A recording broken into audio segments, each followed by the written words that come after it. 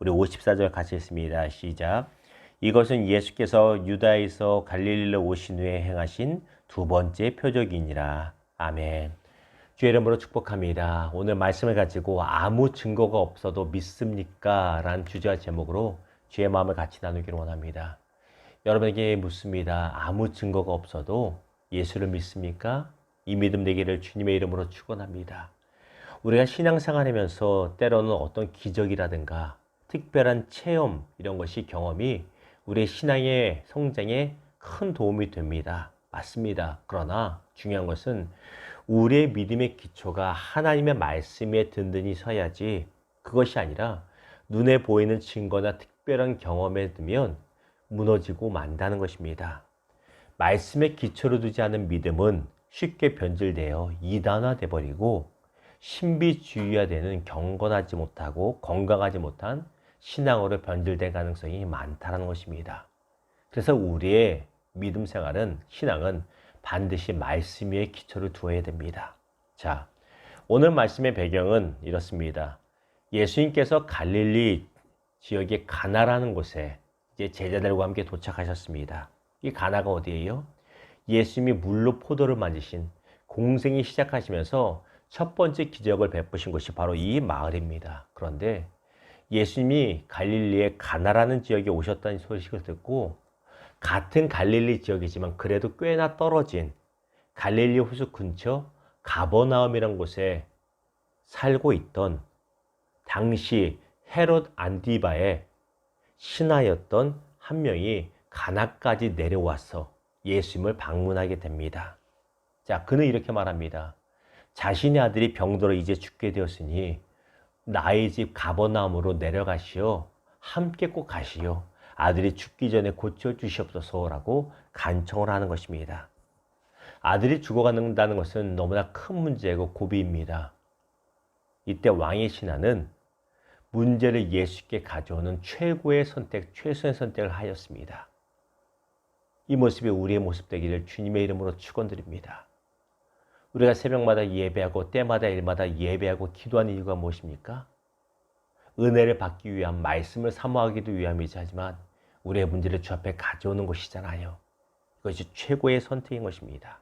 그런데 예수님께서 이 왕의 신하의 간청을 들으신 후에 곧장 움직이지 않으십니다. 오히려 사람들의 불신앙을 책망을 하십니다. 어떻게 해요? 48절 보십시오. 제가 읽습니다.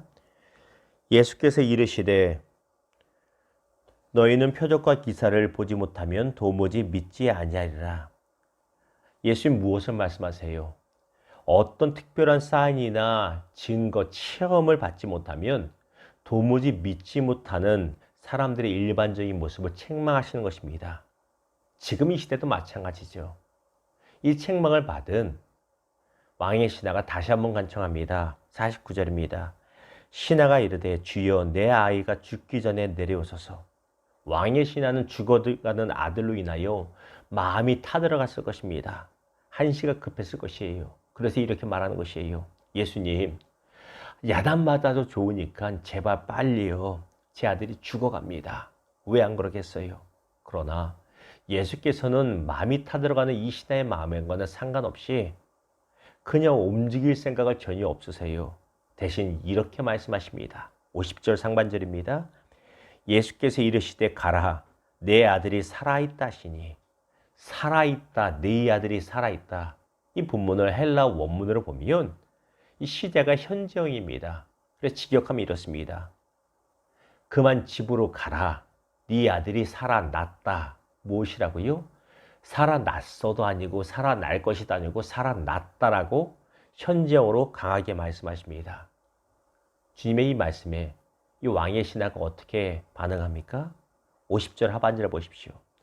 그 사람이 예수께서 하신 말씀을 믿고 가더니 이 신하는 더 이상 예수님이 함께 내 집에 가셔야만 됩니다라고 고집 피우지 않습니다. 아니면 예수님 내가 그 말씀 믿고 집에 내려갈 테니 내 눈에 당장 어떤 증거를 보여주십시오라고 말하지도 않습니다. 당시 전화나 인터넷이 있어서 우리 아들 낳냐고 확인할 방법도 없습니다. 그럼에도 불구하고 예수님이 아들이 살아났다라고 말씀하신 그 말씀만 믿고 가버나움 집으로 가는 것입니다. 51절과 52절을 보면 왕의 신하는 자신의 집으로 바삐 향하고 있습니다. 예수님이 계셨던 가나와 자신의 집에 있는 가버나움까지 약 34km 정도. 이 거리를 걸으려면 마차를 안 타고 걸으면 적어도 6, 7시간은 걸리는 거리입니다. 34km를 현대 차를 타거나 말을 타도 적어도 3, 40분에서 1시간 이상 걸리는 시간입니다. 꽤 먼 거리죠. 왕의 신하가 열심히 집으로 갑니다. 그런데 한참을 갔는데 저 앞에서 누군가 헐레벌떡 뛰어옵니다. 자세히 보았더니 자신의 집의 종들입니다. 왕의 신의 마음이 철렁합니다. 왜? 두 가지 이유잖아요. 잘됐다 아니면 잘못돼서 아이가 죽었다. 마음이 철렁합니다. 그리고 급히 가서 자신의 종들을 만나 무슨 일이라고 묻습니다. 그러자 종들이 말하기를 아드님이요 살아났습니다고 말합니다. 이 말에 너무 좋은 왕의 신하가 그래 언제 살았냐냐 물었더니 뭐라고 말해요? 7시 전부터 열이 떨어지고 살아나기 시작했습니다. 유대인과 로마인의 유대인의 7시를 말하면 우리 시간으로 말하면 낮 1시입니다. 그런데 너무 놀라운 사실은 이 낮 1시가 바로 예수님께서 네 아들이 살아났다라고 말씀하신 그 시간이란 것입니다. 자, 53절 있습니다. 그의 아버지가 예수께서 내 아들이 살아났다 말씀하신 그때인 줄 알고 자기와 온 집안이 믿으니라. 아멘. 자, 질문 드려봅니다.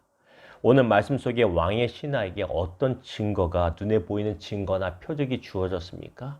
결코 아닙니다. 왕의 신하는 불신자였습니다. 그럼에도 불구하고 예수님의 말씀만을 먼저 믿고 그 믿음의 증거를 후에 받았다라는 것입니다.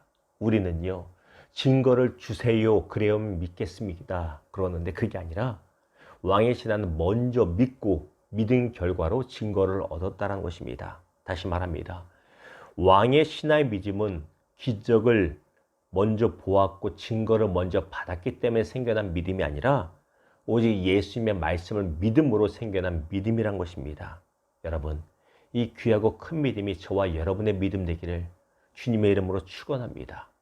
눈에 보이는 것 없어도 표적과 체험 없어도 주의 말씀만으로 그냥 믿을 수 있는 우리의 믿음 되기를 주님의 이름으로 축원합니다.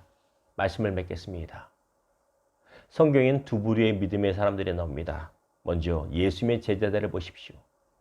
제자들은 무려 3년이 넘도록 예수님을 따라다니셨습니다. 그러면서 많은 병자를 고치시고 오병이어 사병치료 역사를 체험하고 또한 죽은 자도 살리신 걸 체험했습니다. 자신들이 나가 기도할 때 귀신이 쫓아나는 것도 체험했습니다. 그럼에도 불구하고 이 제자들은 예수께서 부활하신다고 약속하신 그 말씀을 믿지 못했습니다. 이에 예수님은 의심하는 도마를 비롯하여 제자들을 이렇게 책망하시죠. 요한복음 20장 29절 볼까요? 예수께서 이르시되 너는 나를 본고로 믿느냐? 보지 못하고 믿는 자들은 복되도다 하시니라. 봐야지만 믿냐? 3년이 넘도록 그렇게 지근거리에서 신앙생활을 했는데 아직도 내 말이 아니라 증거를 바라느냐라고 책망하십니다. 그 믿음이 작다고 말씀하십니다. 반면에 누가복음 7장에 보면 로마 군대 백부장 장교였던 한 사람 이야기가 나옵니다. 그는 자신의 집에 있는 사랑하는 종이 중병에 걸려 죽게 되자 사람들을 보내 예수님에게 치유를 간청합니다.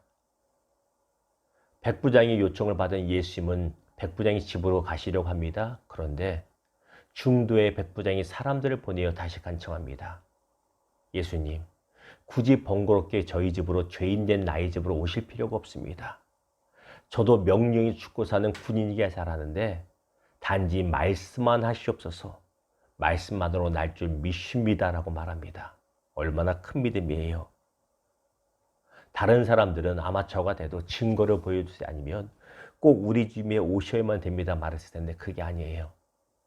말씀만으로 그 자리에서 말씀만 하셔도 거리가 떨어져 있던 시간이 걸리던 말씀만으로 믿습니다. 치유가 일어날 줄 믿습니다라고 믿음의 고백을 합니다. 그때 예수님이 이렇게 칭찬하십니다. 누가복음 7장 9절입니다. 내가 너희에게 이르노니 이스라엘 중에서도 이만한 믿음은 만나보지 못하였노라 하시더라. 눈에 보이는 증거가 아닌 예수님의 말씀만으로도 믿었던 이 백부장의 큰 믿음, 이 믿음이 우리의 믿음 되기를 주님의 이름으로 축원합니다. 더 이상 주님 어떤 사인을 주셔야만 믿겠습니다. 행동하겠습니다. 헌신하겠습니다가 아니라 그저 주의 말씀 가운데 있는 약속된 말씀, 내가 너와 함께하리라, 아무것도 염려하지 말라, 이 말씀만으로도 그냥 믿는 믿음 되게 하여 주시옵소서라고 간구하시기를 주님의 이름으로 축원합니다. 사랑하는 여러분, 여러분의 삶에 크고 작은 문제와 기도 제목이 있습니까? 그렇다면 오늘 본문의 왕의 신하처럼 예수께 가져오는 최선의 선택하시기를 축원합니다. 그리고 비록 저와 여러분의 눈에 보이지 않아도 증거 없어도 무슨 신령한 체험을 남는처럼 하지 못한다 할지라도 상관없습니다. 우리에게 주어진 성경 말씀에 기록된 말씀만으로 충분함을 믿으시고 담대하시기를, 그 믿음 우리의 믿음 되기를 주님의 이름으로 축원합니다. 기도하겠습니다.